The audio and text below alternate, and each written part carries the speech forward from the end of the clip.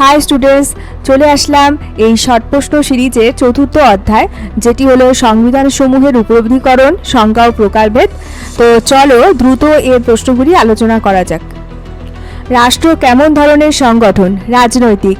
রাষ্ট্র পরিচালনার জন্য একান্তভাবে প্রয়োজনীয় মৌলিক নিয়মকানুন সমূহের সমষ্টিকে কি বলা হয়? সংবিধান বা শাসনতন্ত্র। সংবিধান হলো রাষ্ট্রীয় চরম কর্তৃত্বের শৃঙ্খলাবদ্ধকরণ। মন্তব্যটি কে করেছেন? অ্যারিস্টটল। সংবিধান সেই সব নীতির একত্রীকরণ যেগুলি অনুসারে সরকারের ক্ষমতা, জনসাধারণের অধিকার এবং শাসক ও শাসিতের সম্পর্কের মধ্যে সামঞ্জস্য বিধান করা হয়, বলেছেন উলসে। সংবিধান হলো সেই সব আইনকানুন ও রাজনীতির সমষ্টি যেগুলি রাষ্ট্রের জীবনকে নিয়ন্ত্রণ করে, বলেছেন লর্ড ব্রাইস। সংবিধান রাষ্ট্রের মৌলিক আইন, বলেছেন কুলি। সংবিধান সেই সব নিয়মনীতির সমষ্টি যার দ্বারা সরকারের ক্ষমতা, শাসিতের অধিকার এবং শাসক ও শাসিতের মধ্যেকার সম্পর্ক নির্ধারিত হয়, বলেছেন C.F. স্ট্রং। সংবিধান হলো কতগুলি লিখিত বা অলিখিত নিয়ম যেগুলির দ্বারা সরকার গঠিত হয়। সরকারের বিভিন্ন বিভাগের মধ্যে ক্ষমতা বণ্টিত হয় এবং ওইসব বিভাগের কার্যক্ষেত্র নির্দিষ্ট করা হয়। মন্তব্যটি করেছেন গিলক্রিস্ট। সংবিধান বলতে মূল রাজনৈতিক প্রতিষ্ঠান ব্যবস্থাকে বোঝায়, বলেছেন ফাইনার। যেসব উদ্দেশ্য এবং যেসব বিভাগের দ্বারা সরকার পরিচালিত হয় সেগুলির নিয়ন্ত্রণকারী নিয়মাবলীর সমষ্টিকে সংবিধান বলা হয়, বলেছেন K.C. হোয়ার। সংবিধান হলো রাজনৈতিক ক্ষমতা প্রয়োগের ক্রিয়া প্রক্রিয়াকে নিয়ন্ত্রণ করার একটি প্রধান যন্ত্র মাত্র। মন্তব্যটি করেছেন লোয়েনস্টাইন। কে সংবিধানকে দলিল বলে বর্ণনা করেছেন? বেঞ্জামিন অ্যাগজিন। ধর্মবৈষম্যমূলক সমাজ ব্যবস্থায় যেখানে ধনী শ্রেণীর স্বার্থ রক্ষার প্রয়োজনে সৃষ্ট কতগুলি নিয়মকানুন হলো সংবিধান, বলেছেন মার্ক্সবাদীরা। কোনো দেশের শাসন ব্যবস্থা নিয়ন্ত্রণকারী লিখিত ও অলিখিত সর্বপ্রকার নিয়মকানুনকে কি বলা হয়? ব্যাপক অর্থে সংবিধান।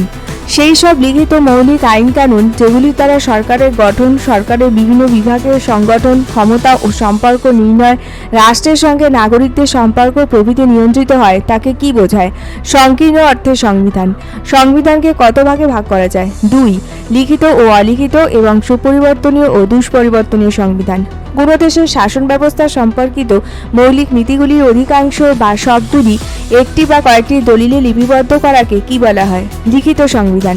শাসন সংক্রান্ত মৌলিক নীতিগুলি যখন প্রথা, আচার ব্যবহার, রাজনীতি ও বিচারালয়ের সিদ্ধান্ত প্রভৃতির উপর ভিত্তি করে গড়ে ওঠে তাকে কি সংবিধান বলা হয়? অলিখিত সংবিধান। ইংল্যান্ডের সংবিধান হলো লিখিত ও সুপরিবর্তনীয়। লিখিত সংবিধানের দেশ হলো ভারত, মার্কিন যুক্তরাষ্ট্র। কে সংবিধানকে লিখিত ও অলিখিত এই দুই ভাগে ভাগ করাকে অবৈজ্ঞানিক এবং অযৌক্তিক বলে বর্ণনা করেছেন লর্ড ব্রাইস। আইনসভা যে পদ্ধতি অনুসরণ করে দেশের সাধারণ আইন প্রণয়ন ও পরিবর্তন করে, সেই পদ্ধতি অনুসারে যদি সংবিধান পরিবর্তিত বা সংশোধিত হয় তাহলে সেই সংবিধানকে কি বলা হয়? সুপরিবর্তনীয় সংবিধান। সাধারণ আইন প্রণয়নের পদ্ধতি অনুসারে যে সংবিধান পরিবর্তন বা সংশোধন করা যায় না তাকে কি বলা হয়? দুষ্পরিবর্তনীয় সংবিধান। সুপরিবর্তনীয় সংবিধানের দেশ হলো ব্রিটেন, নিউজিল্যান্ড। মার্কিন যুক্তরাষ্ট্রীয় হলো দুষ্পরিবর্তনীয় সংবিধানের দেশ। দেশের সর্বোচ্চ আইন কি? সাংবিধানিক আইন। যে সংবিধান লিখিত হয় তাকে সাধারণত প্রকৃতিগতভাবে কি হতে দেখা যায়? দুষ্পরিবর্তনীয়। লিখিত ও অলিখিত সংবিধানের মধ্যে কাকে শ্রেষ্ঠ বলে মনে করা হয়? লিখিত সংবিধানকে। কোনো সংবিধানে সাংবিধানিক আইন এবং সাধারণ আইনের মধ্যে পার্থক্য নিরূপণ করা হয় লিখিত সংবিধানে। কোন সংবিধানে আইন বিভাগে প্রণয়ন করা আইন বাতিল করার ক্ষমতা বিচার বিভাগে থাকে না? অলিখিত সংবিধান। কোন সংবিধানে দেশের নাগরিকদের মৌলিক অধিকারগুলি সংবিধানে লিপিবদ্ধ থাকে? লিখিত সংবিধানে। কোন সংবিধানকে ব্যক্তি স্বাধীনতা ও নাগরিক অধিকারের রক্ষা কবচ বলে বর্ণনা করা হয়? লিখিত সংবিধানকে।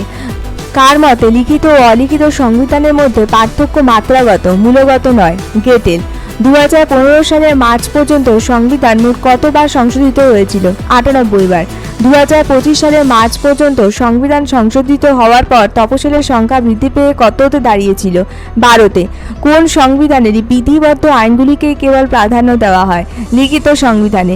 কোন সংবিধানে আইনসভা সাধারণ আইন প্রণয়নের পদ্ধতিতে সংবিধান সংশোধন করতে পারে? সুপরিবর্তনীয় সংবিধানে। কোন সংবিধানে আইনসভায় সার্বভৌম ক্ষমতার একমাত্র অধিকারী? সুপরিবর্তনীয় সংবিধানে। কোন সংবিধানকে গণতান্ত্রিক সংবিধান বলে অভিহিত করা হয়? দুষ্পরিবর্তনীয় সংবিধানকে। সংবিধানকে? মার্কিন যুক্তরাষ্ট্র অতিমাত্রা দুষ্পরিবর্তনীয় সংবিধান হওয়ায় ও কোন সালে 10 বার সংশোধিত হয়েছিল? 1971। জাতি সামনের দিকে অগ্রসর হওয়া সত্ত্বেও সংবিধান যদি এক জায়গাতে স্থিরভাবে দাঁড়িয়ে থাকে তবে বিপ্লব অনিবার্য হয়। মন্তব্যটি করেছেন মেকলে। আইনসভা যে পদ্ধতি অনুসরণ করে দেশের সাধারণ আইন প্রণয়ন ও পরিবর্তন করে সেই পদ্ধতি অনুসারে যদি সংবিধান পরিবর্তিত বা সংশোধিত হয় তবে সেই সংবিধানকে সুপরিবর্তনীয় সংবিধান বলে কে চিহ্নিত করেছেন? ডাইসি। ব্রিটেনে অধিকারের বিল গৃহীত হয় কোন সালে? 1689। ব্রিটেনে মহাসনদ কোন সালে প্রকাশিত হয়? 1215। ভারতের সংবিধান সুপরিবর্তনীয়তা ও দুষ্পরিবর্তনীয়তার মধ্যে সামঞ্জস্য বিধান করেছে বলেছেন ল্যাস্কি। কোন সংবিধানে বিচার বিভাগের পক্ষে সুষ্ঠুভাবে বিচার কার্য সম্পাদন করা অনেক বেশি সহজ হয়? লিখিত সংবিধানে। কে সংবিধানকে মৌলিক ও মৌলিকতাহীন এই দুই ভাগে বিভক্ত করেছেন? লোরেনস্টাইন। কোন সংবিধানটি অগণতান্ত্রিক? সুপরিবর্তনীয় সংবিধান। সাংবিধানিক আইনের সঙ্গে সাধারণ আইনের কোনো পার্থক্য করা হয় না কোন সংবিধানে? দুষ্পরিবর্তনীয় সংবিধানে। দুষ্পরিবর্তনীয় সংবিধানে সরকারের কোন বিভাগের প্রাধান্য পরিলক্ষিত হয়? বিচার বিভাগে। তো স্টুডেন্টস, চতুর্থ অধ্যায়ের শর্ট প্রশ্নগুলি আমি শেষ করলাম। পরবর্তী ভিডিওতে পঞ্চম অধ্যায়ের গুরুত্বপূর্ণ শর্ট প্রশ্ন নিয়ে আলোচনা করব। তোমরা অবশ্যই আমার ভিডিওগুলি ফলো করবে এবং লাইক, শেয়ার এবং সাবস্ক্রাইব করবে। নমস্কার।